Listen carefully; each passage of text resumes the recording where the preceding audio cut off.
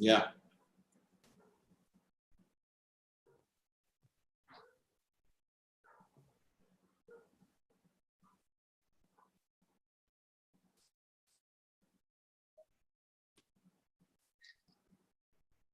Okay, I think it is live now. Okay, so a warm welcome to all of you for this edition of the joint IISc TIFR webinar series in chemical sciences. It's actually a great pleasure for me, Jyotishman Dasgupta from TIFR, and my colleague, Professor Satish Patil from Indian Institute of Science, to host these talks every month, every once a month. And today we have an eminent expert who sort of will tell us, in tutorial style, something about organic electrochemical transistors. And so we are very glad that Professor George Malliaras from University of Cambridge actually is here to teach all of us, not only in our institutes, but those students and faculty members from other institutes in India listening to us, learn about organic transistors. So before I actually let my colleague, Professor Satish Patil, formally introduce George, I would like to just give a two-line introduction to our colloquium series and the reason we started this. So Satish and I have a long collaboration history and collaborative history. And during the lockdown, of course, as many of you maybe across the world would be thinking the same, that since the physical meetings and conferences were sort of stopped, we felt a need that the students and us needed a way, an avenue to sort of get abreast with the latest that's going on across the different subtopics in chemistry. And we thought that it would be a very nice idea if we could call international experts, world-renowned experts, for giving teaching style talks, simply because the first set of talks would actually allow you to sort of get the idea of the fundamentals and the basics of the subject.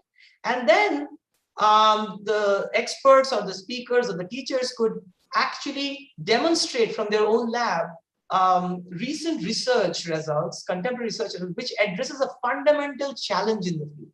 So that, in a combination of two talks, would at least give a flavor for the students and also bring home a concept that they should go back and learn again by reading papers or books or consulting other people in the community.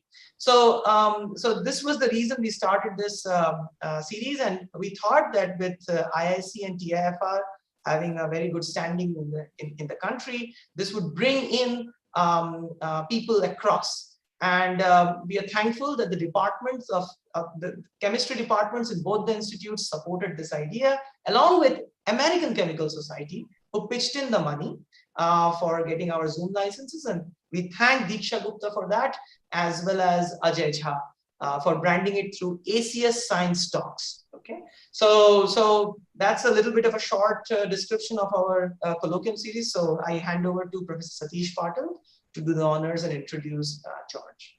Satish. Okay, thank you very much. Let me begin by welcoming you again for this IISc TIFR colloquium series. So indeed, it's my immense pleasure and great honor to introduce today's speaker, Professor George Malliaras. He's the NAIP professor of, at University of Cambridge. He received his PhD from University of Groningen in Netherlands and did postdoc at IBM Alumni Research Center before joining to the Cambridge. He was a faculty member at Cornell University in the US. He also served as the director of Cornell Nanoscience Facility and also at the School of Mines in France.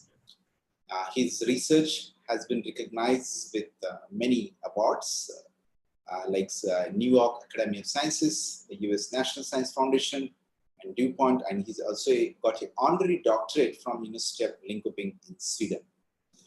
He's a fellow of Material Research Society and Royal Society of Chemistry, and serves as the deputy editor of Science Advances. So with this brief introduction, now I invite George to begin his talk. The first talk will be an introduction to organic electrochemical transistors. George, please. Great. Thank you very much, Satish and Joyceman, for having me. It's a great pleasure, and the honor is all mine to be with you today and then again tomorrow. That's a great idea about this seminar. It's not often that you get the luxury of time to explain a couple of points about work that you find dear.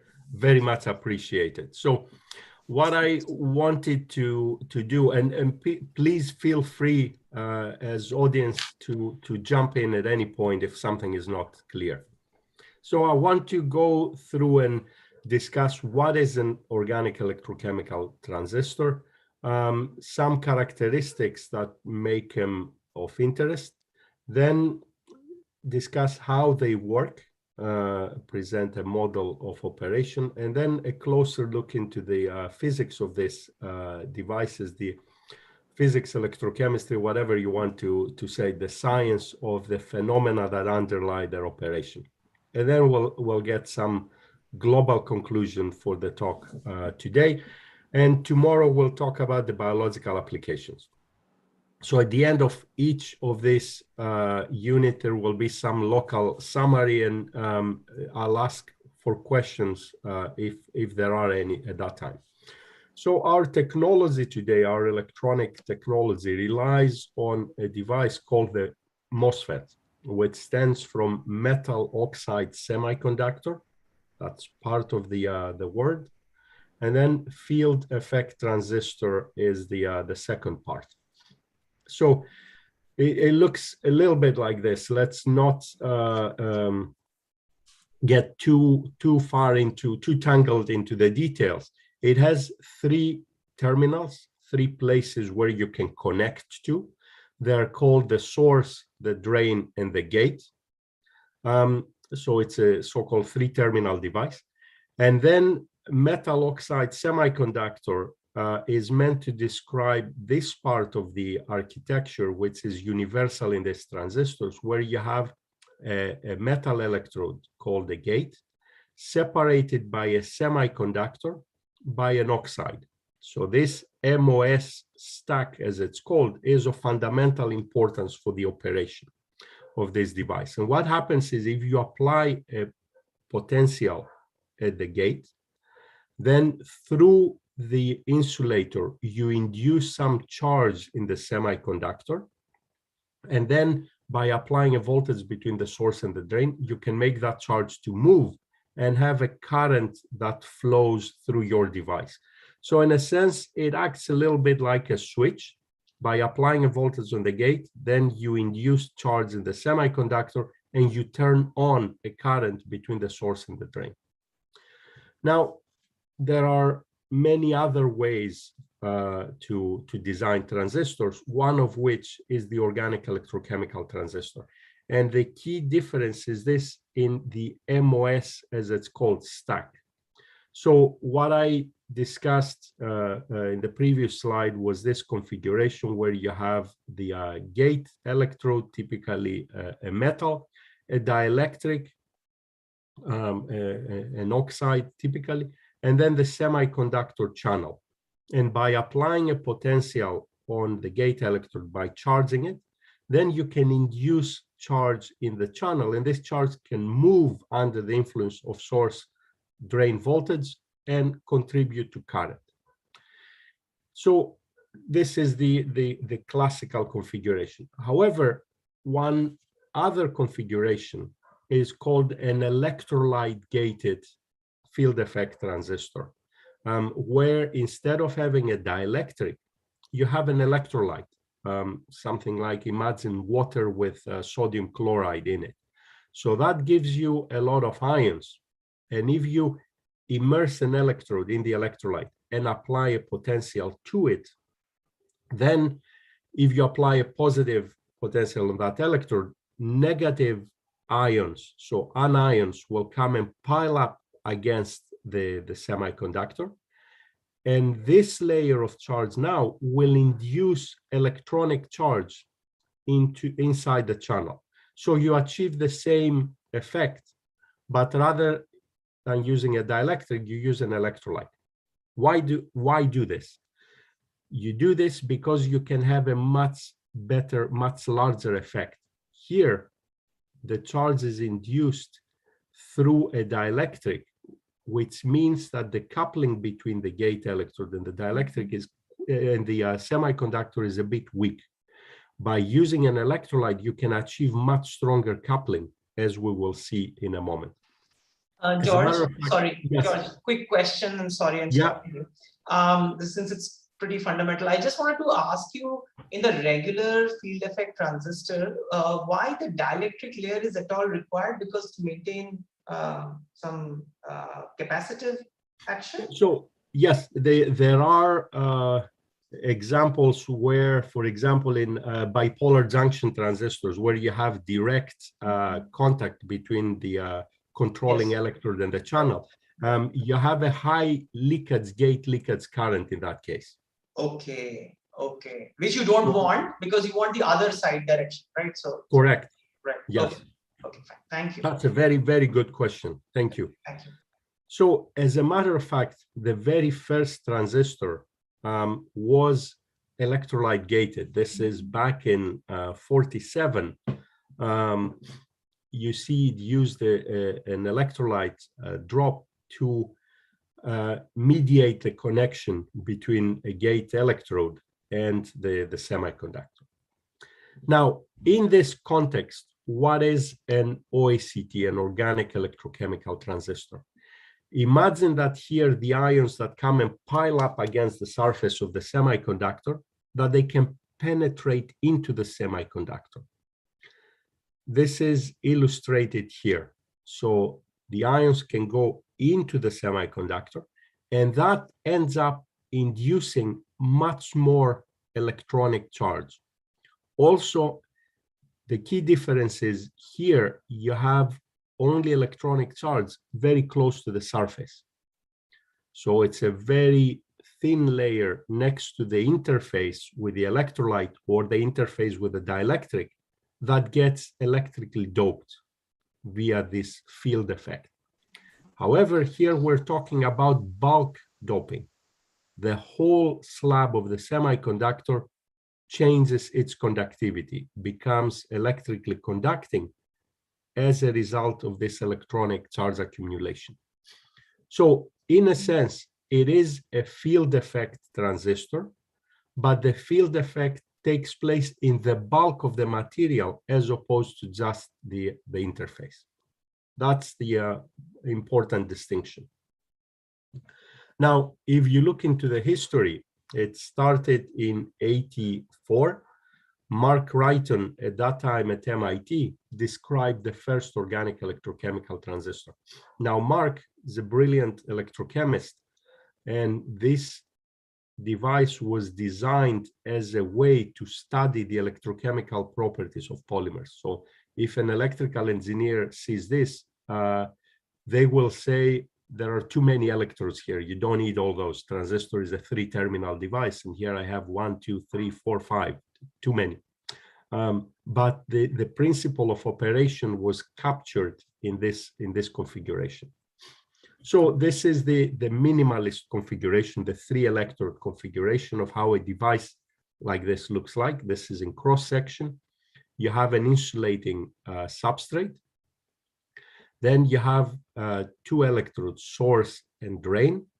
You have your film of the semiconductor. In this case, we use a material which is called P.PSS. I'll show you the structure in a second. And then this is in contact with an electrolyte into which an electrode is placed. So the key feature is that there is no insulator between the semiconducting channel and the electrolyte. So ions from the electrolyte can penetrate into the organic field.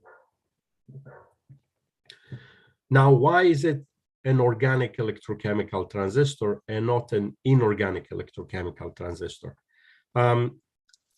In silicon, if you take silicon and put it in an electrolyte, you're going to have an oxide or a nitride that's protecting the silicon from corrosion from the electrolyte. So as a result, ions will not be able to penetrate into the silicon. In organic films, in some organic semiconductors, ions can go into the structure and then enable this mode of electrochemical transistor. So they can go in and couple volumetrically with electronic charges. We're going to talk about a material which is called P.PSS. This is a typical doped organic semiconductor. People call it also a conducting polymer. It consists of two polymer chains. It's a mixture of the two. A polymer chain shown here is a polythiophene. So this is the thiophene unit. It has a dioxy bridge here that's meant to change a little bit its characteristic, make it a little bit more hydrophilic, but also make it more stable electrochemically. It is a conjugated polymer. It's characterized by this alternation between single, double, single, double, single, double bonds that you have in a polyacetylene structure. And as a result, it has semiconducting properties.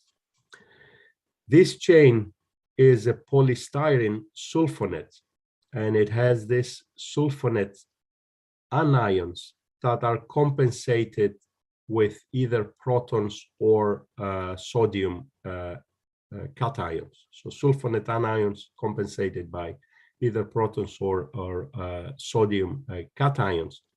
However, some of those are uncompensated, and electrically they're compensated by a hole on the polymer chain, on the P dot chain. So what happens is this is an electrical doping scenario where you removed an electron from the conjugated chain to create what is called a hole polaron.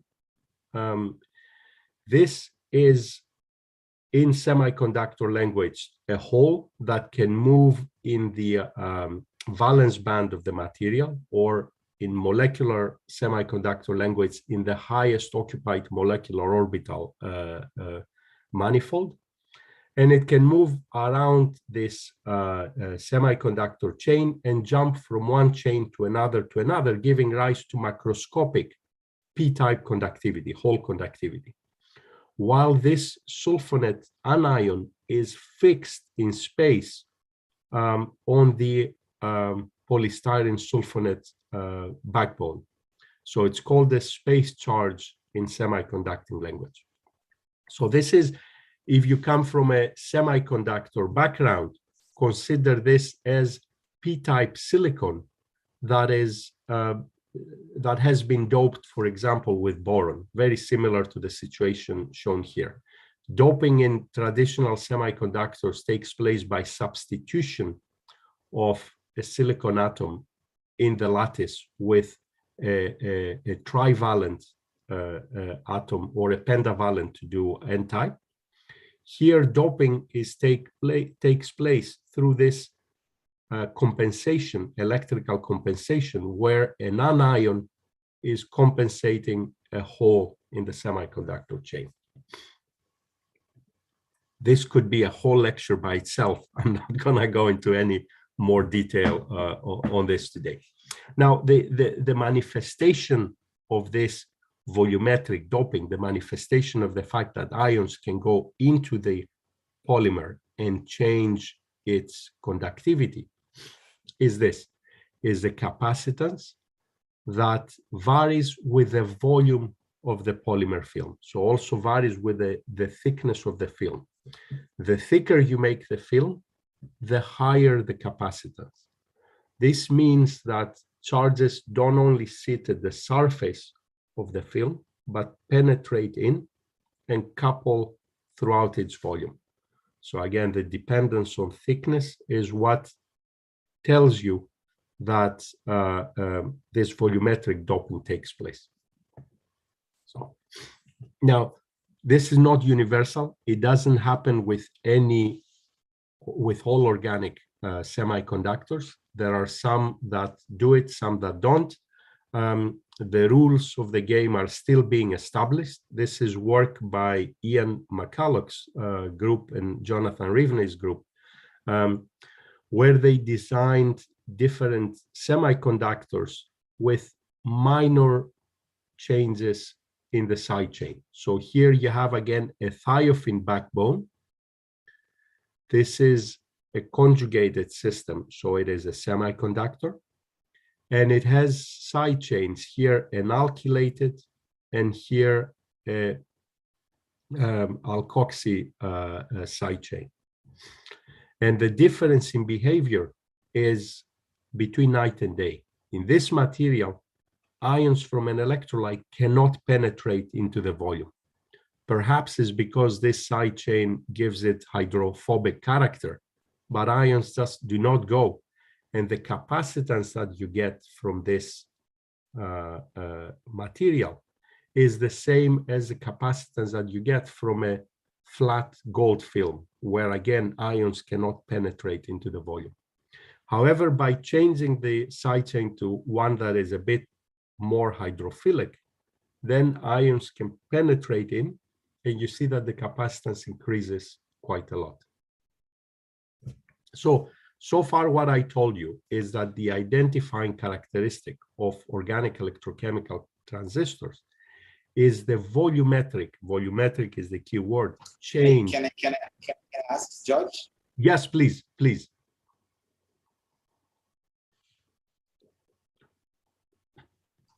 Okay, I think Satish is having some issue with the connection. Okay. Maybe you can continue, and then when Satish comes back, we will pull him up for the question. Yeah, I'm about to pause for questions anyway. So again, the identifying characteristic is this volumetric change in doping upon gating. You apply a potential in the electrolyte, you get ions pushed towards the semiconductor, and they penetrate in the whole volume. And this happens only when ions are able to penetrate into the semiconductor. So are there any questions now? Yes, Jibin. Hello, Professor Malliaras. So I have a question related to what you said about comparing the field effect devices with the OECTs. So you said like in the OECTs, the ions are interacting through the bulk of the material. So one way to put my question is like, how important is it? Like how can we say like how local is that? So basically now the idea is it's charge compensating. So does the carrier that is induced have to be, how close does the carrier that is induced have to be with the ion that is inducing the charge? Yes, so it is. So it's like when you said it's. Yeah, I will. That's a very good question, and I will talk about this a bit later. So typical distances are fairly small. It's not substitutional doping, as in the case of silicon, is electrostatic interaction, where the ion will come in and sit somewhere here, for example, so close to the polymer, the conjugated polymer backbone. I'll show some slides on this in a moment. And the interaction can be roughly about half an eV or so, the electrostatic interaction between the two. I see one more question from Bikash. Yes. So there are two more questions actually, and with Satish is back. So first I'll let Bikash ask the question. Bikash? Hi, am I audible? Yes, Bikash. Yes. Okay. Hi, Professor Malliaras. Hi. My question is, in case of electrolyte, there are both ions, counter ions and co-ions, and based on the bias applied on gate, so ion motions will vary. Okay, so in the most of the cases, p-type channel polymers we are using, and in that case, negative gate potential is actually giving the operations of our electrochemical transistors. So you showed two different polymers, so where the penetration of ions prohibited, So in that case, do you think electrical double layer plays some role there? So again, the rules of the game here are not very clear. Why doesn't the ion penetrate? The current thinking is that it has to do with the hydrophilicity or hydrophobicity of the matrix, as opposed to anything else. There are other factors that affect ion penetration into the film. For example, some polymers are just way too dense and ions cannot physically push their way in. I will talk a little bit about these mechanisms towards the end of the talk. Okay, thank you. Very welcome. Thank you, Vikash, for the question. So Praveen, do you have a question? Oh, Praveen Nayak. Okay, Satish, you go ahead. Satish, you go ahead with the question. Sorry. Actually, I got kicked out on the. So I was just, if you go back to the previous slide, it's triethylene glycol chain and hydrophobic chain, where you are talking about ion insertion mechanism. I wonder, the pi conjugated backbone is very similar. So transport physics is essentially very similar, but I wonder, the packing of the polymer would be entirely different. How the polymer packed in a condensed phase, how the polymer packed. So would that really influence? Is the argument we can bring here, saying that indeed the polymer packing in solid state in a condensed phase would sort of govern the transport? There is a lot of discussion as to how much role packing plays in this. So these two materials end up packing in a fairly similar way if you look at their X-ray. So the packing seems to be dominated by the pi-pi interaction of the between the chains, and that dominates the electronic transport. So the whole mobility in these two is not too dissimilar. However, what is very different is the ability of ions from an electrolyte to penetrate into the film. So this works like a traditional field effect transistor, and this one works like an electrochemical transistor.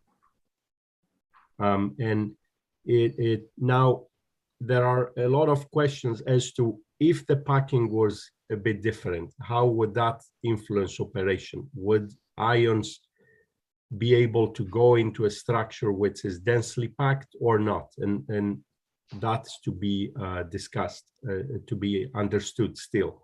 There are questions regarding,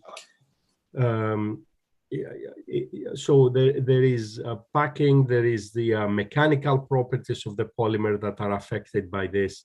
You can talk about hydrophilicity, hydrophobicity. You can talk about the efficiency of doping. How close does it get an ion to the backbone? For example, Ian McCulloch, who's a very talented chemist, has made materials where the side chain now is a mix between two.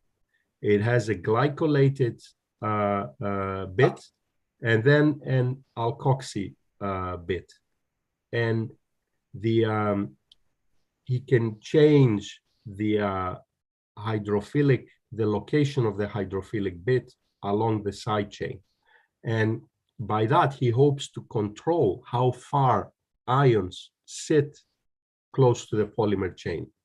So there is an enormous amount of work you can do just to answer this question. And we're only scratching the surface. This calls for development of new materials and fundamental studies. Okay. Thank you.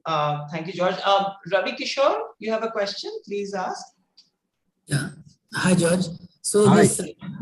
these ions, like you have free carriers moving from one side and ions moving from the other side, is it?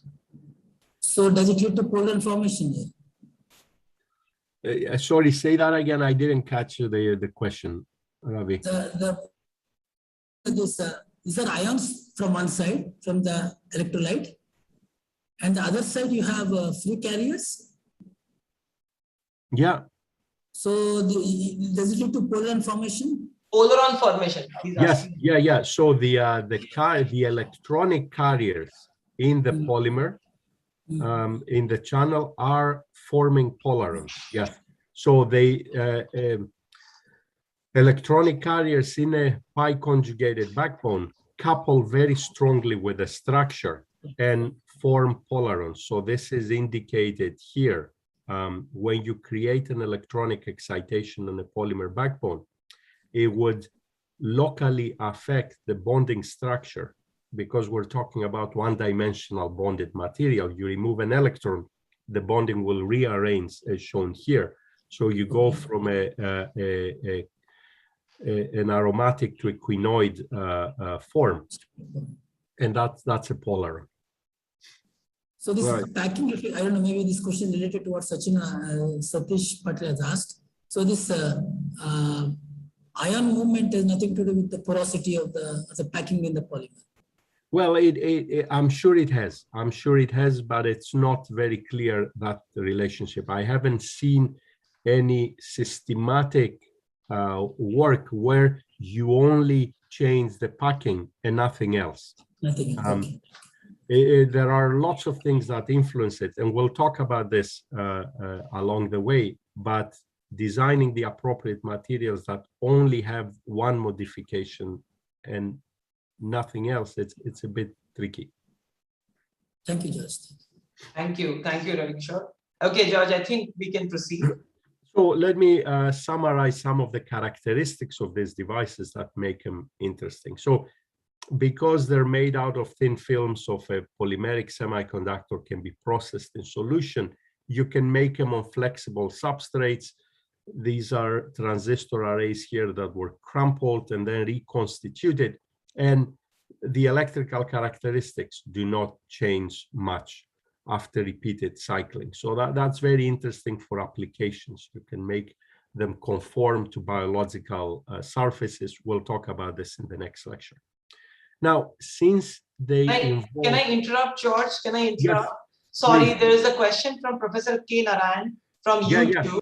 From YouTube, he's asking, he's first stating the ion distribution in the bulk semiconductor will not be symmetric since the gate voltage is with respect to the source.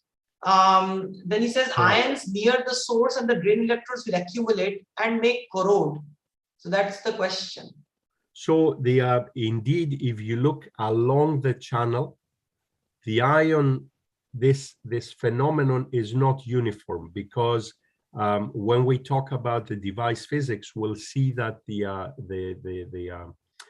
degree of doping or de-doping varies across the source drain axis, for sure. Now, in terms of corrosion, you would use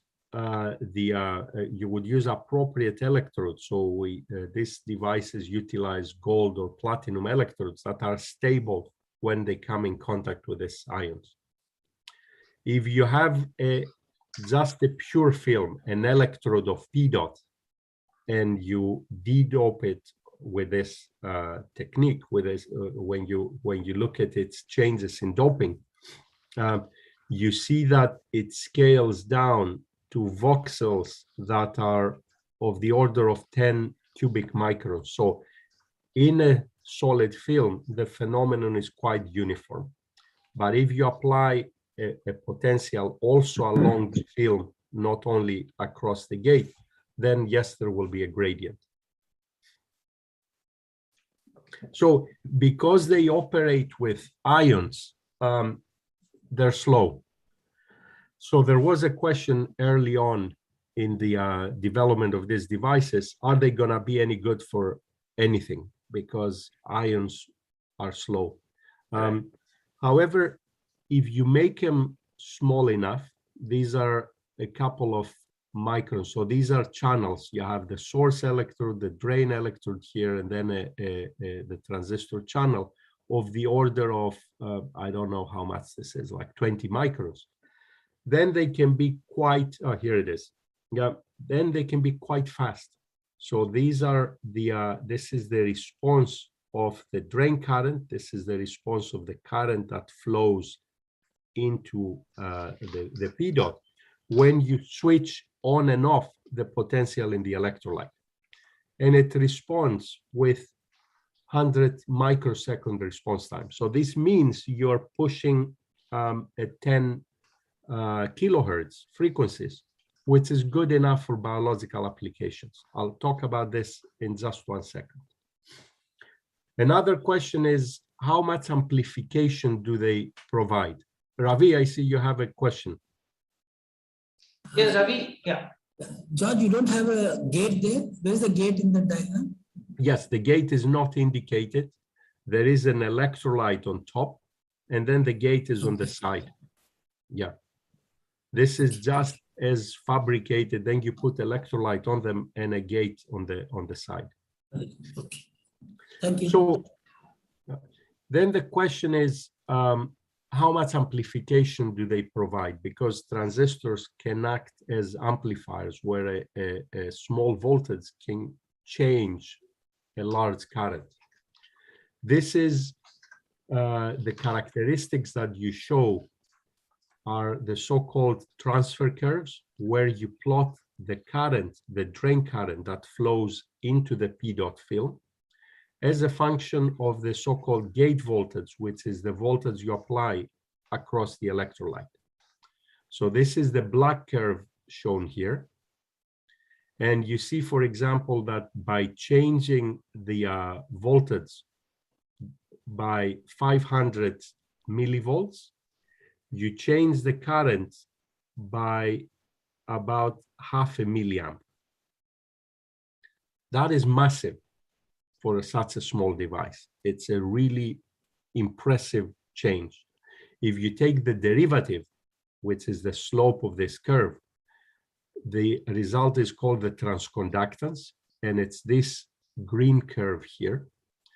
And this is a measure of amplification, how much you amplify if you were to use this transistor as a signal amplifier. And you get values of millisiemens, which for a small device like this is phenomenal, is orders of magnitude larger than what you can do with state-of-the-art transistors, field effect transistors of the same dimensions. So this was the thing that made organic electrochemical transistors very attractive. The fact that if you compare them with a field effect transistor, an organic electrochemical transistor would have orders of magnitude larger transconductance, but it will be slower. So if you look into the frequency of operation, after you reach frequencies of kilohertz, the organic electrochemical transistor will not be able to respond. So its amplification will drop off quite rapidly. However, there is a broad range of frequencies where it is much better in performance than a field effect transistor. If you're interested in pushing at very high frequencies, then organic electrochemical transistors are not a good choice for device. Having said that, most biological applications are in this range, are below kilohertz, and actually they're either steady state or about 100 hertz or so. So by definition, these are very good devices for that range. So to summarize this bit, organic electrochemical transistors show high transconductance. This is a figure of merit that measures how well they can amplify a signal. And their response time is slow, but adequate for biological applications. These are the things that attracted interest when these devices were first being developed. Are there any questions at this point, or should I push forward? Yes. I think there Sir, is a I have question. Sir, I'm Sukanya from GNC, sir. I have a small Yes, question. Sukanya, ask. Yes, please. Yes, sir. So the ion penetration into the P dot PSS, it changes the packing structure, as you said. So is it conclusive to say that it directly translates to the order parameters, like the disorder is also enhanced due to the ion, due to higher strength of the ion penetration? Yes. So what the ion penetration does is it first and foremost, it changes how many holes you have in the film. This is something I haven't explained yet, but I'm about to. So when ions penetrate, when you put a cation into the P dot, holes will disappear. You will de-dope the material locally. You will change the electronic conductivity. That's the main effect, the zeroth order effect. In addition to this, you change the dielectric environment. You put ions in, you're gonna change the dielectric constant locally. You're gonna change the, by changing the amount of doping, you also change the level of the Fermi level and what is the density of states at the Fermi level. So you also change the electronic carrier mobility. You do change quite a lot of things, but those are second order effects. First and foremost is you de-dope the P dot field. So that means it is conclusive, like to tell that there are more order, I mean, there are more chains which are aligning. I mean, the proportion of the order as compared to the amorphous region is more. The electronic transport is more. So the electronic transport changes, but the main reason for that is because you move the Fermi level within a transport manifold, which is highly highly curved. So you go from being somewhere close to the middle of a Gaussian distribution, so very high densities of states at the Fermi level, to somewhere where there are very few states at the Fermi level. So that affects the availability of states for carriers at the Fermi level to hop to. And as a result, it affects mobility. I did not put any slides to get to that level of detail, but to answer the question, you do change the morphology of the polymer as well when you shoot ions in, but that's a small effect. The biggest reason why it works as a transistor is because you change the doping level. You can build a very predictive model of how the device behaves by ignoring everything else and just focusing on the electrostatics of charge coupling. This is what dominates behavior. Everything else is a secondary effect. Okay, sir. Thank you, sir. Thank you, George. I think Professor K.S. Narayan is also Hi, Narayan here. So, Sukanya has asked the question, important one. So, only one thing, George. I mean, transistor by nature would mean there is the gate voltage actions are reversible. Now, in your case, it's not that situation, isn't it? So, Narayan, it is very good to see you. It's been a long time. Yeah. So, look, this is the current that flows in the channel before you apply the gate. And then when you apply the gate voltage, you change the current. But then when you stop applying the gate current, the ions just shoot right out. Yeah. And you return to the initial state. Yeah. So what would be the driving force for the ions to return back? Well, it's drift diffusion equations. In a sense, it's an electrolyte capacitor, right? That you form between your gate electrode, the electrolyte, and the channel. Yeah. When you apply a potential, you separate some ions from the electrolyte. Some go up to the gate electrode, some go into the channel. And they are held there as long as you apply this potential. The moment you let go of the gate potential, they come back out. Now, having said that, there is a lot of design of devices to hold on to these ions. So once you push them in, people have put in crown ethers or some other units to try and capture them in order to make memory type of devices. So in order to keep that state longer, This all now is called either polymer memory devices or neuromorphic devices. There is a lot of interest in maintaining these ions in for a given amount of time. You'll find a lot of papers in literature attempting to do that, but by and large, the time scale for getting the ions in is the same as the time scale for getting the ions out. Okay. Okay. Thanks.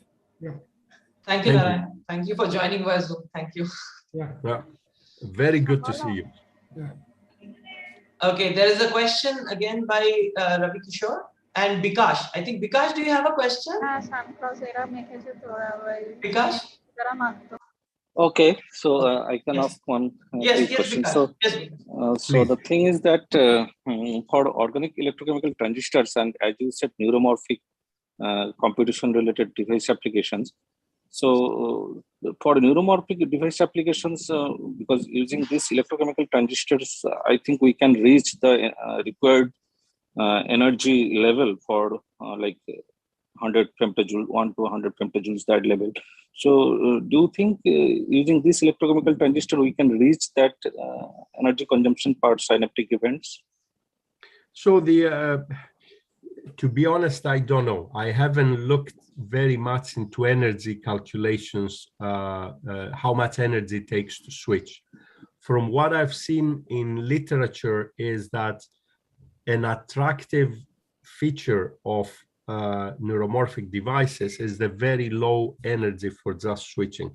And again, literature that I've seen seems to point to the fact that organic electrochemical transistors do switch at very low energies. Now, how low and what's the ultimate limit, I do not know. I haven't done any work on this myself. Okay, now recently some Professor Saleo and yes. They reported one articles on Nature Electronics. So they formulated some desired metrics for the neuromorphic device application using organic electrochemical transistors. Right. So they have proposed some metrics. So in that metrics, they proposed that we can reach femtojoule, but the problem is people are reporting some very low energy devices, but the calculations is very important, I think. So what sometimes they are just considering the output current to calculate the energy. Okay, but we are talking about the input energy. I think we have to consider. So some articles can, they just consider the output current at very low output current, and if they are maintaining output measuring voltage is very low, so they will definitely get very low energy. But they are not considering the output energy, input energy, whatever they are applying. That discrepancy is there, I think. Yeah, I'm not very familiar with these calculations. I haven't looked at calculating energy myself, so I wouldn't know how would you go about doing it. Yeah. And another thing, suppose we are proposing some alternative gate dielectrics using redox electrolyte, we are saying, because a few years back I worked with, I probably know, Richard McCree. So we are using a redox polymer. So that inside the electrolyte, we are using a redox molecule. And due to the redox reactions, we are oxidizing the polymer. Yes. And accordingly, we are changing the channel conductivity.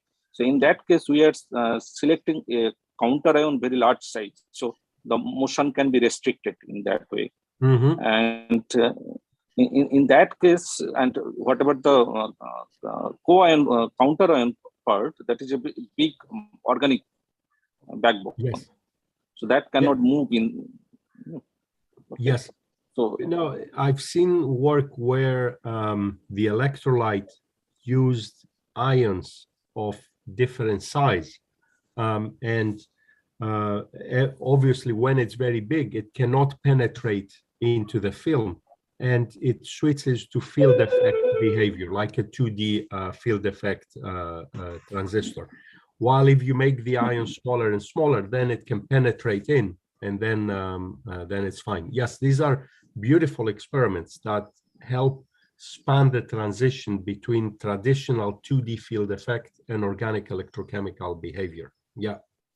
Okay. Okay, Okay. okay, thanks. Thank you, Bikash. Thank you. Ravi Kishore, I would urge you to wait since the talk had a few more questions. So let us have George continue so that he can cover the material. Yeah, George, we can come back to Ravi Kishore after some time. Yeah. Great. So let's talk a little bit about the operation of these devices. So there is a model that was developed that captures the electrostatics, and turns out it's quite powerful. It's used today as the standard model for understanding. Let's review again the structure. You have an electrolyte in contact with the channel, which is P.PSS in this case. You have a gate electrode that's immersed in the electrolyte, and then you have source and drain electrodes that, in a sense, measure the hole conductivity, the current because of holes in the channel. So here you would separate this into two circuits. One circuit would be the ionic one that has the gate electrode, the electrolyte, and the channel. And another circuit would be the so-called electronic one, where you have the source electrode, the semiconductor, and the drain electrode. This is the model by Dan Bernards, and it does this separation. So it uses concepts from electrochemical capacitors to explain the gate circuit, and then concepts from solid state physics to explain the electronic circuit. Let's go through this. If you have two metal plates and you hold them up in air, and then you apply a potential across them, what will happen if you look at the voltage drop going from one plate to the other? It will be a linear voltage drop inside the dielectric, the air between the top and the bottom plate, right? That's a typical capacitor. So the voltage drops linearly, which means that the electric field along this direction here is constant.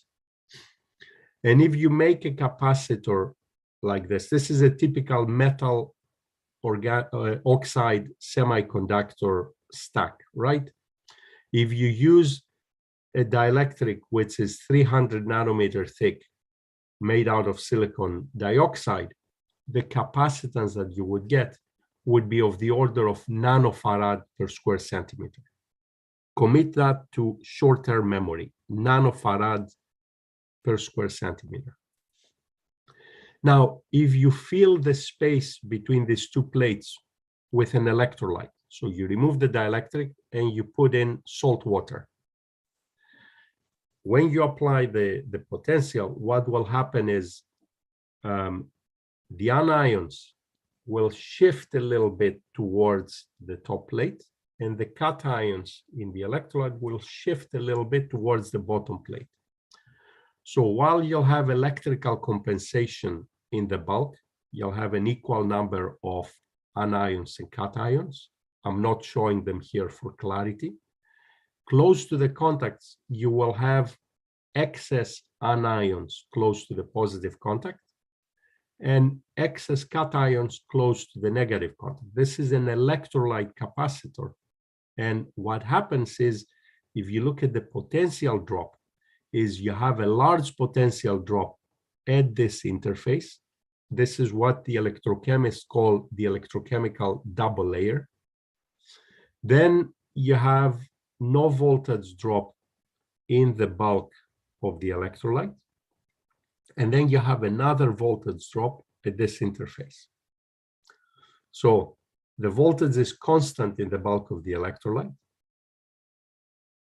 And the electric field is high at the interfaces, at this interface and at that interface. So you form, in a sense, two capacitors. You form a capacitor here between the metal plate and this uncompensated layer of anions. And then another one here between the uncompensated layer of cations and this plate. So one capacitor here, another capacitor there. And the electrolyte you can model as a resistor. So that's the typical circuit level description of an electrolyte capacitor.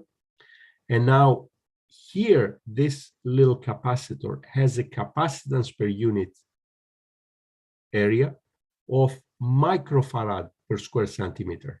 See, you go from nanofarads to microfarad. Why is that?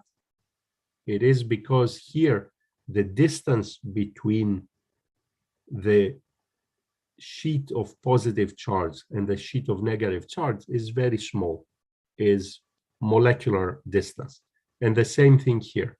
So these two capacitors are very, very large compared to what you get in a field effect situation. An interesting thing you can do with electrolyte capacitors is you can determine where these two voltages drop. For example, if you make one plate smaller than the other, they will both charge with the same amount of charge, but the charge density here will be higher. This means that the voltage that you apply between the two plates will drop predominantly on this plate. So you'll only have a voltage drop here. The potential will be constant here, and the voltage drop here will be negligible compared to that one. So in a sense, you have a way to determine if you apply a voltage across this capacitor, where it's gonna drop. Is it gonna drop at this interface or at that interface there? By just changing the geometry. This is a wonderful thing. And again, here you simplify the electrochemical circuit because you now have two capacitors. One is much smaller than the other. Then it's this capacitor that wins. When you add capacitors in series, it's the small one that dominates. So the circuit now for this situation is an RC circuit, a very simple one. Now, here is a question for you. I have two electrochemical transistors. They have the channel, they have the electrolyte, and then they have a gate electrode. In one transistor, the gate electrode is further away from the channel than in the other. Which one will operate more efficiently in steady state?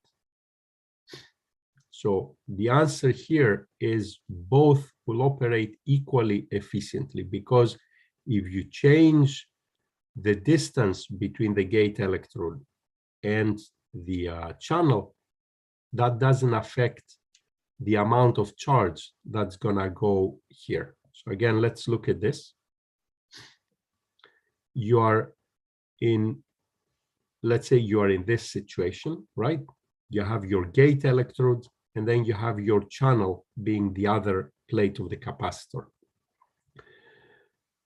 No matter what the distance between these two plates is, there is no voltage drop on the electrolyte here. All the voltage will drop at the interface here.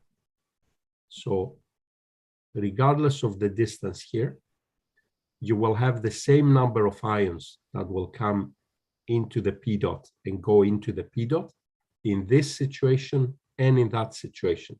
The amount of ions that you will accumulate here is the same regardless of the distance of these two plates.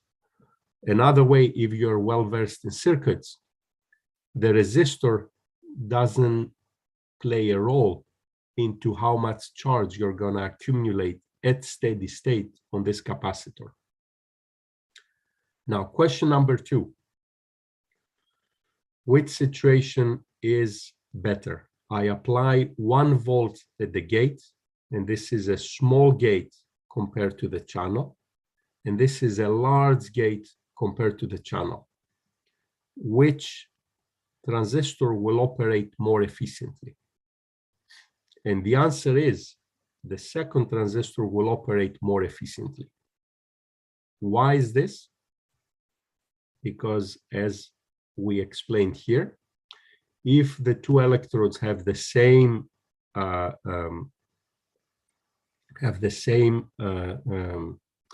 size, then you are going to have the same potential drop here and there at this electrode and at that electrode. So if you apply 1 volt, half a volt will drop here and another half a volt will drop there. While if you make one electrode smaller than the other, then the 1 volt that you apply drops predominantly here. So you have all the voltage you apply into your channel as opposed to split between the channel and the electrode. Now, that's a way to understand the ionic circuit. I didn't tell you anything new. This is just a way electrolyte capacitors work. Very simple electrostatics known for a long time. George, yes. Going back to the diagram that you showed with the larger gate electrode. So the drop there is negligible, you are saying. When the potential drop between the gate and the electrolyte is negligible in the case of the large. Right. And that's because you're covering the entire area of the electrolyte, most of the area of the electrolyte with your electrode. That's because of this scenario. If you have a large and a small electrode, the potential drop that you apply across the stack will always drop at the smaller electrode. At the smaller area, right. So here it will drop at this electrode, and it's not going to help you get any action on the channel. Is there any length scale? Is there any length scale argument also of the area argument of the gate versus the area of the electrode at the not at the source? Yes, it is a bit more complicated than that, because the main reason is, what I didn't show you here, is that ions in P dot will penetrate into the volume. So you have a larger per unit area, you have a larger capacitance. Fine. Thank you. But the argument is in terms of capacitance. In capacitance, right. Yeah. Thank you. Very welcome. So now let's look at the electronic circuit. So assume that this is a bit of P dot. This is your channel. It has a source electrode here.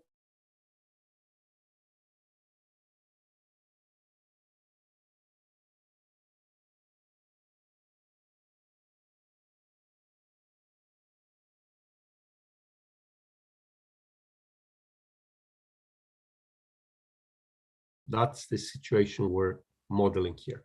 Now, in the P dot, if you remember, we had positive charge because these are the holes that are able to move in the channel. So if you apply a potential between the source and the drain, these holes will move and get extracted. So a hole will go into the gold, and then it will be replenished by the source. And that will describe a hole current that flows into P dot PSS. These holes are electrically compensated by the sulfonate anions on the PSS, the polystyrene sulfonate. However, these anions are immobilized, they're fixed, and they cannot move in the film, right? Because they're attached to the polystyrene backbone. So this is very simple P-type conduction in a semiconductor. You have a hole current that flows through. And the current is given by Ohm's law. It's equal to some geometrical factors, the width and the thickness of this film, the mobility of holes, the concentration of holes, how many holes you have per unit volume, and then the electric field that you apply between the source and the drain. Now, what happens when a cation enters into the film? So we are applying a gate potential and push cations into the film. So here comes a cation, and what it will do, it will decrease our hole density. Because we need to have electrostatic neutrality, when a cation comes in, it will compensate a sulfonate anion. So what happens is a hole that gets extracted doesn't get re-injected. So your material becomes poorer by one hole because there is a cation, a positive charge that entered in the film. So the new hole density globally will be equal to the sulfonate anion density minus the density of cations that you injected. And going back to an earlier question, this will vary as a function of distance here because the electric field is non-uniform. The P dot film is under the influence of source drain, but also of gate potential. So the field is not uniform. But this is, again, a rather small thing. Now, how many cations do we put in the film? It depends on the capacitance of this this film, of the P dot. This is the volumetric capacitance, and the voltage that we apply at the gate. So this is the equation Q equals C times V. Charge equals capacitance times voltage. So what I'm telling you is that when you apply a voltage, this circuit here between the gate, the electrolyte, and the channel is an RC circuit. So it behaves as a capacitor that's being charged. This is the capacitance, and it's Q equals RC. Ravi, I see you have a question. Yeah, George. So this sort of a compensation of the decrease in number of holes because of cation injection will only be true if you are near the space charge limited conditions. Sorry, say that again. This sort of a decrease in hole density or hole current because of cation injection. Correct. Will only be true when you are in a hole, like if you're in like space charge limited conditions. So no, this is a general phenomenon that would occur when you're either in the ohmic or the space charge limited regime. So what you're doing is exactly that, is compensation doping. If you have, again, if you think about semiconductors, you have a p-type material which is boron doped, and you're implanting phosphorus. Phosphorus is an n-type dopant. The level of doping is acceptors minus donors, right? Sure. So that's a very, very simple phenomenon. So then, if I can increase the hole density, holes, if I'm in a region where I can increase the holes, then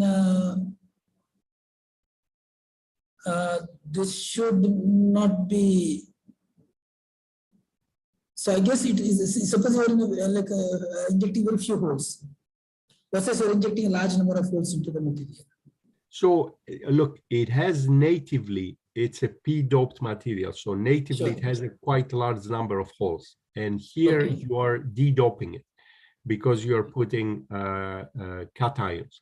If you were injecting anions, let's do a thought experiment and imagine that you are injecting anions, then this would be a plus sign, right? And you would increase the hole density. You would dope it even more. But still, I'd assume that this will only be true when you are near the space charge limited. No, so here you're in the ohmic regime because the charge density is very large. So you are in the regime. So in the space charge regime, the material electrically, locally, the material is not electrically neutral.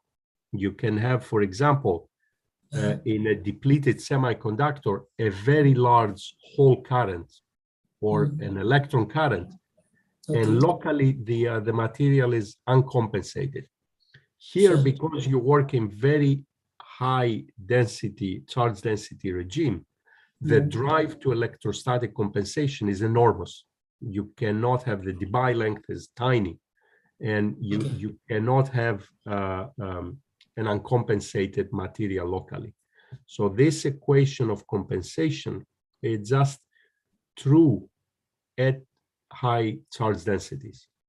Because you have a lot of this sulfonate. Yes, yeah. So initially, before you injected cations, the number of holes is exactly the same as that of uncompensated sulfonates. Okay. Thank you, George. Yes, thank you. So then you substitute this equation, that equation. If you integrate this from X to Y, from here to there along the channel, then you get what is called the transistor equation that describes the output curves. If you're an electrical engineer, you've recognized this type of equation, but what is more important is you can get a prediction for the transconductance. The transconductance is what gives amplification to the transistor. Remember, so it's the figure of merit that we care the most about. And this model, this very simple model, predicts that the transconductance will be proportional to a term that has to do with the geometry of the transistor, the width of the film, the length between the source and the drain, and more importantly, the thickness of the P dot film, the thickness of the channel. Then it will be a product of two terms, which is the mobility of holes multiplied by the volumetric capacitance of the channel. And then there would be a voltage term that you can adjust. So two comments here. In a field effect transistor, you get a similar equation, but it doesn't contain thickness. So the thickness of the channel in a field effect transistor is not important. Why? Because any doping occurs just at a thin layer under the surface, under the dielectric or under the electrolyte. So how thick is the rest of your channel doesn't matter. In organic electrochemical transistors, doping takes place throughout the thickness of the channel. So this manifests itself by this behavior. And this is experimentally verified in many organic electrochemical transistors. So if anyone asks you what is the hallmark of behavior of organic electrochemical transistors, is that amplification or performance in general depends on the thickness of the channel, because the whole thickness of the channel participates in this phenomena. The second point I want to make is that if you're selecting a material, you want to improve amplification by selecting the appropriate material.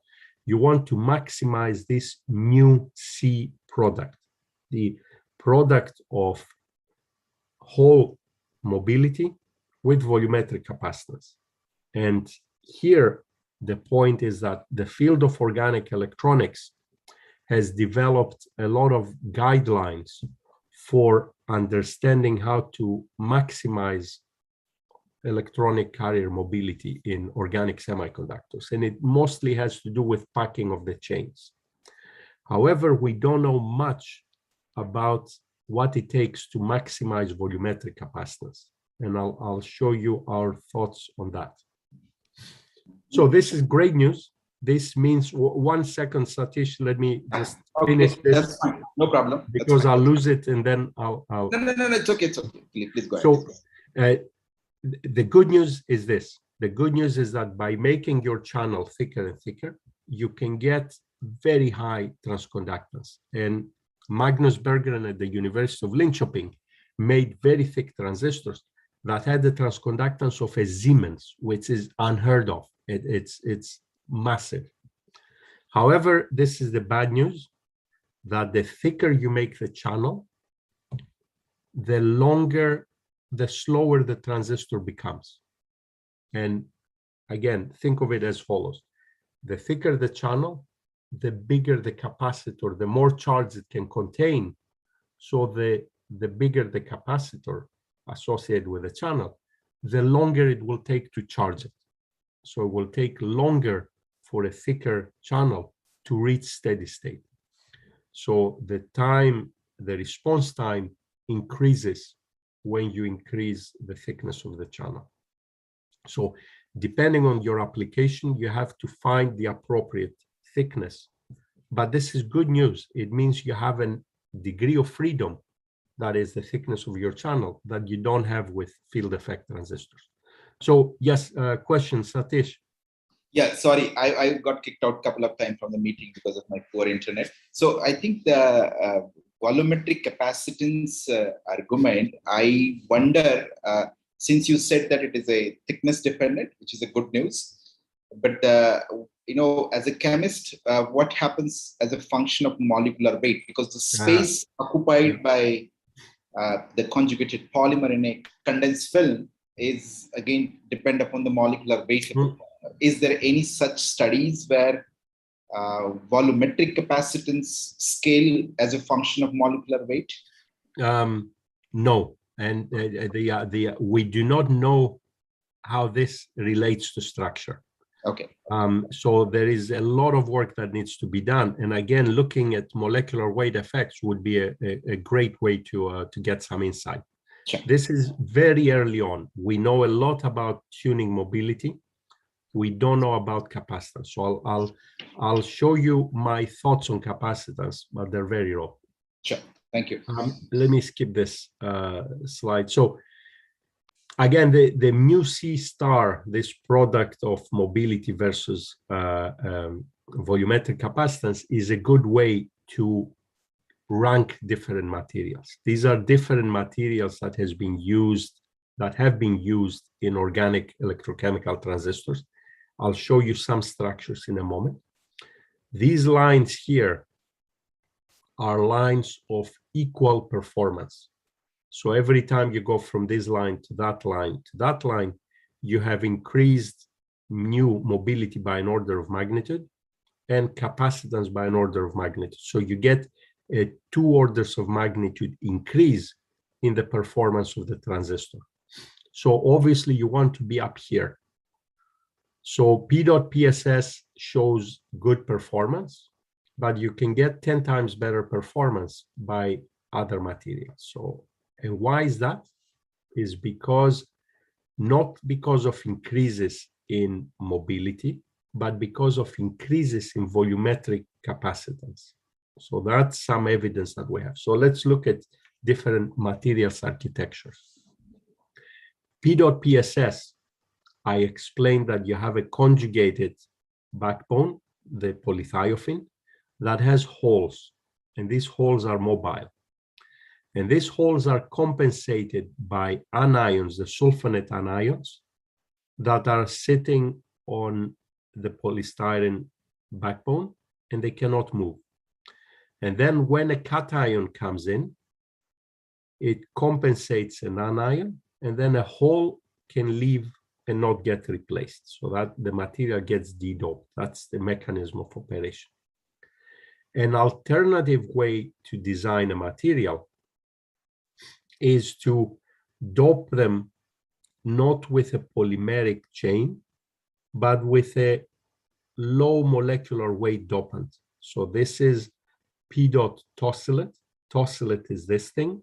It looks very similar to PSS, but it's not polymeric. It doesn't have the backbone. It's just a small molecule. As a result, the fraction of volume of material that participates in this electronic phenomena is higher, because here the polymer backbone, the polystyrene backbone, it's just there to hold the material together. It doesn't participate in electrostatics. And as a result, you get a similar mobility, but you have a higher volumetric capacitance. And then you move to this system, this material system. This is an undoped, a pristine organic semiconductor. This is the one with glycolated side chains. So here on the polymer backbone, you don't have any holes to begin with. But if you bring in an anion from the electrolyte, then a hole will come in and dope the material, dope the conjugated backbone. So these work a little bit differently. Here you have a lot of hole conductivity, and you bring in cations to switch it off, to remove it, to decrease the number of holes. Here you have a very low conductivity, and you're bringing in anions to improve the conductivity. By every anion you bring in a hole as well from a metal electrode nearby. You dope the material, and that gives you a good, a higher conductivity when you apply gate voltage. Now, here, you don't have any counter ions hanging about. You don't have any excess material. You only have the semiconductor. So you get an even higher volumetric capacitance. The fraction, volumetric fraction of active material is very high, and the volumetric capacitance increases. Again, mobility is fairly similar, but you get a better performance in terms of new C products. So this pretty much sums up how we understand the materials phenomena. But of course, it's a very broad picture. Yep, that's good.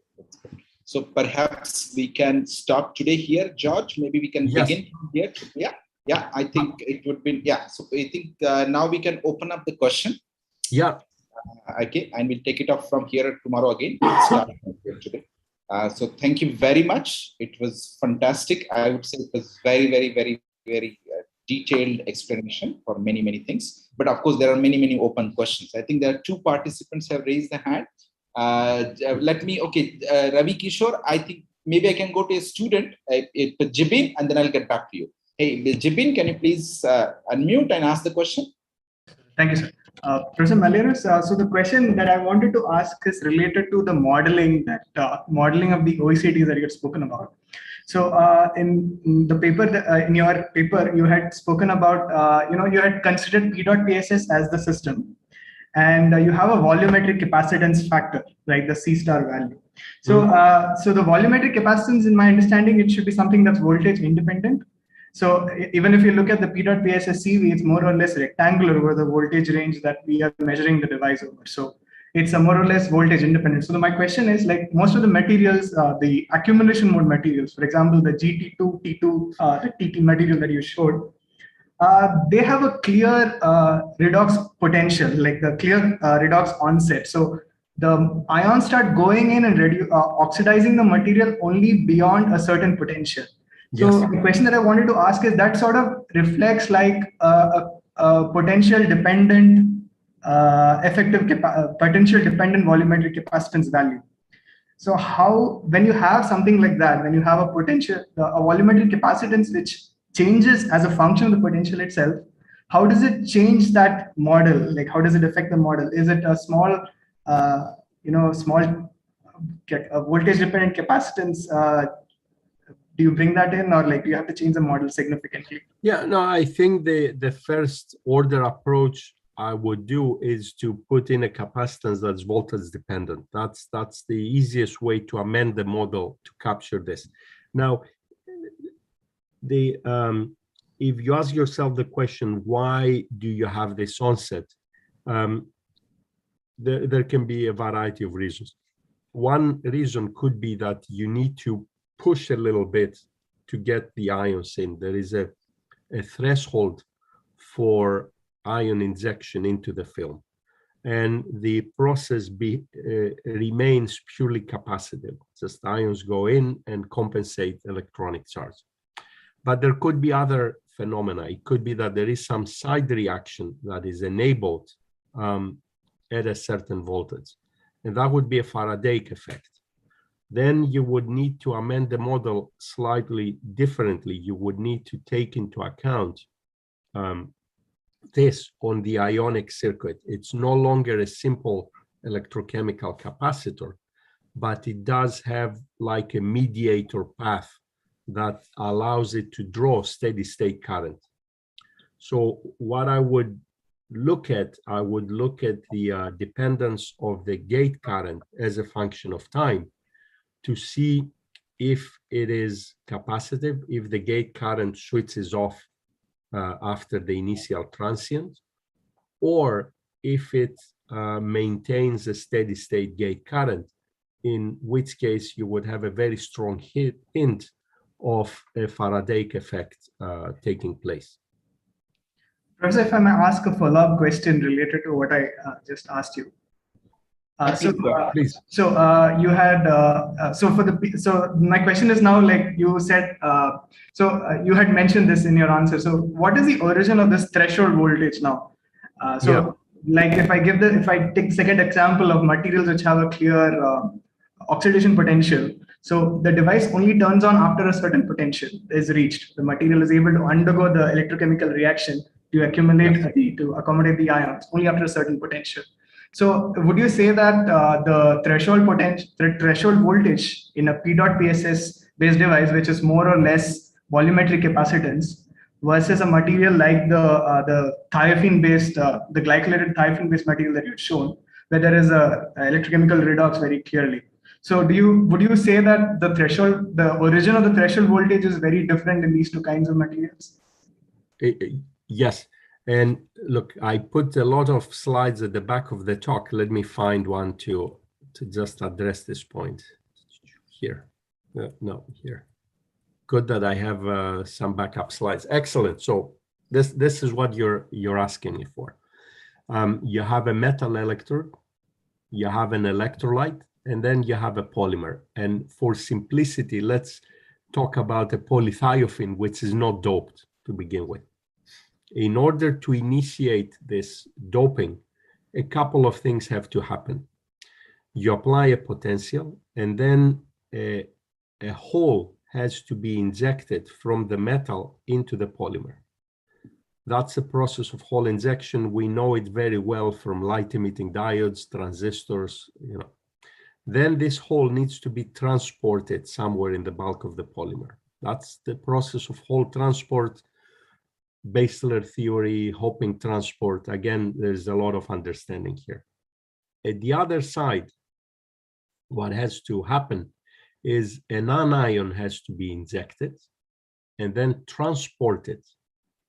And then the two will meet and compensate each other. And then the material is doped.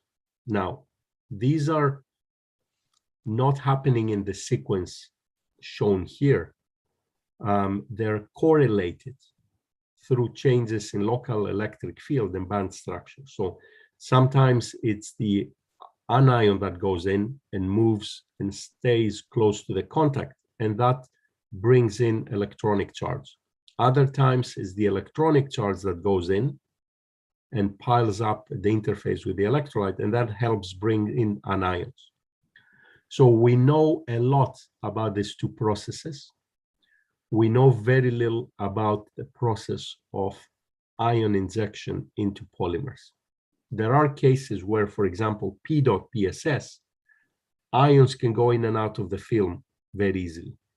There are examples like the thiophene with the alkylated side chains, where ions cannot go in very easily. It's just you need to apply a very, very high voltage to get them in. So I guess thresholds, when you see thresholds, they're associated with a bottleneck in one of these processes. Often the bottleneck is in the injection of the ion in the film. But oftentimes, this can be also a bottleneck. If you use a metal electrode that forms a barrier, an energetic barrier for charge injection or extraction with a polymer, then there could be an onset seen in the redox behavior when you do cycling voltammetry that is caused by this phenomenon. So these are this is the basic physics of what can go, what needs to happen at a minimum for this electrochemical doping take place. but there are also side reactions. You can imagine having, if anions cannot be injected, then holes will accumulate at this interface, and they can create a very large electric field that then causes side reactions, causes generation of peroxide or so. And that will give you a steady state gate current in a transistor. So I think that's a general type of picture that can help guide your thought in identifying bottlenecks in performance. Thank you. Thank you very much. I think Jibin, yeah. So last question, perhaps. I think we'll give some rest to George now. So Ravi Kishore, please, can you go ahead and ask the question? Hi, George. So I have a couple of questions. So one question is, you're talking of this equality between the holes and the negative, the ions, basically.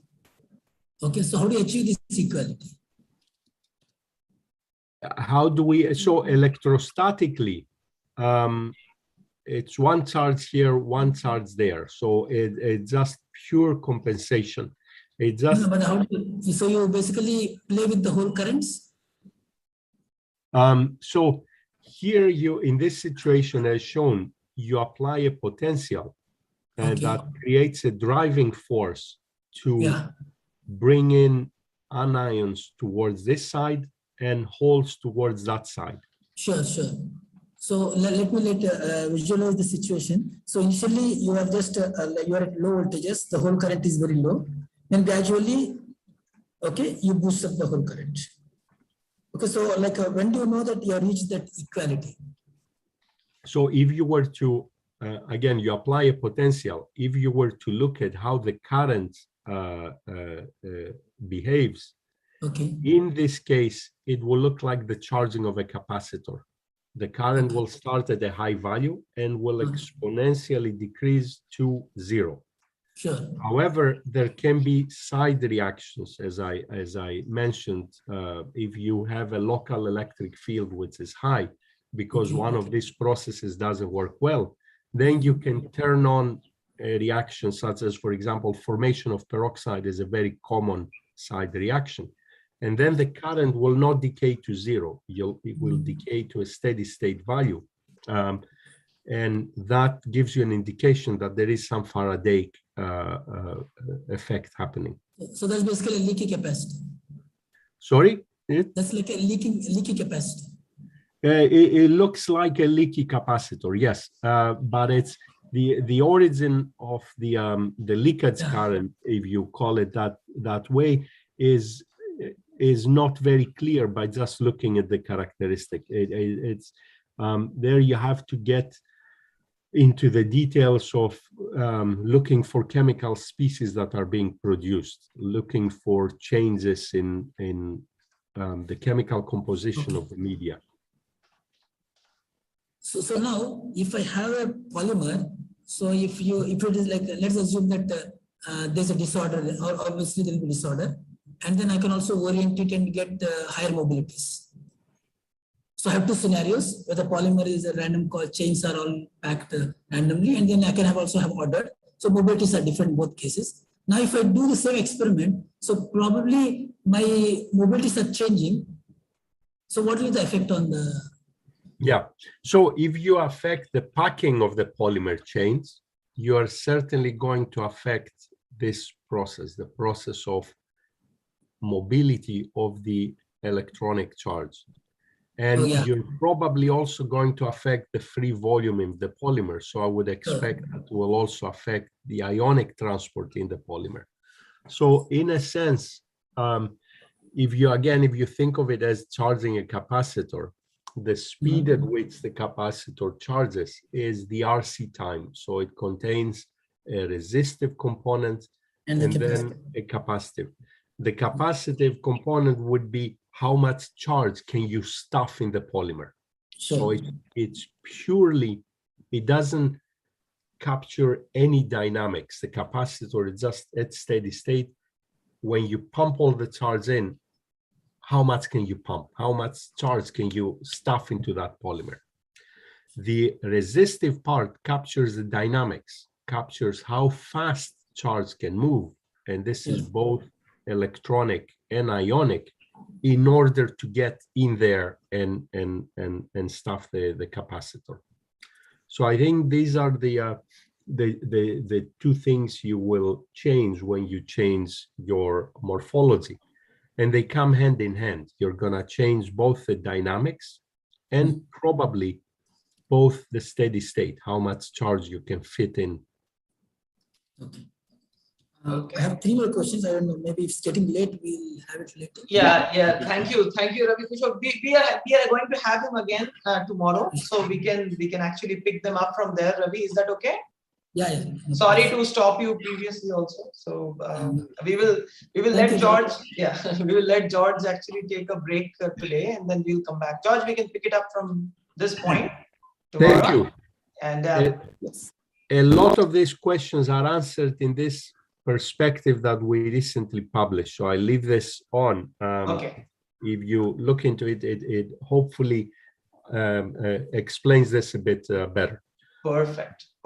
Thank you for that reference. And I would like to thank everyone here again for joining in, and also would like to tell Judge that we were very, very happy with the first talk. We could see the detail and the teaching part that you did for us, and I'm sorry that maybe we extended a little bit the conversations, but I think this was a very enjoyable portion for us, all of us. I can speak for everyone, including Satish, and I can see Bikash here in the audience. So thank you very much. We will see you tomorrow exactly at the same time. I look forward to seeing you all tomorrow. Take care. Yeah. Thank you again for having me. Sure. Bye. Bye. Thank you for your questions. Sure. Bye. Bye. Thank you, Judge. Bye. Bye. Bye, Judy. Yeah, bye, Satish. Bye, Narayan. Sorry, Narayan, वो Zoom का वो नहीं पहुंचा था address. Sorry about that. So now you can join. Yeah. Yes. So I got kicked out a couple of times. Sorry, Narayan. So I could not really respond. Ravi, we'll pick your questions up next. Yeah, sure. Sure. Thanks. Hello, Professor Narayan. Okay, then bye, Judy.